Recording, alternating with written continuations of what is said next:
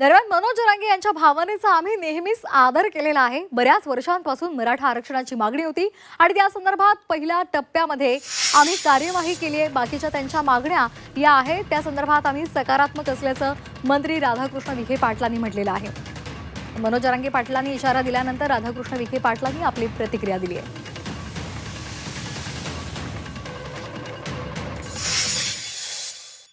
ज्याच्या प्रचाराला येईन ना देऊ ते शिटच पाडित होतो आता आम्ही। मग मराठीचं जरी असलं तरी पळा पळा त्याच्या मागं पळा। अरे आपल्या लेकराला आरक्षण द्यायला विरोध करायला ती लाज वाटलं पाहिजे तुम्हाला मराठ्याला। त्यांच्याकडून काम करता ज्या काही मागण्याच्या संदर्भात कार्यवाही सुरू आहे। आम्ही म्हणजे त्यांना मी आश्वासित करू इच्छितो की सरकार त्यांच्या मागण्यासंदर्भात समाजाची मागण्या आहेत, ते काही व्यक्तिगत पाटलांच्या नाही आहेत, पण त्याच्याबद्दल सरकार गंभीर आहे।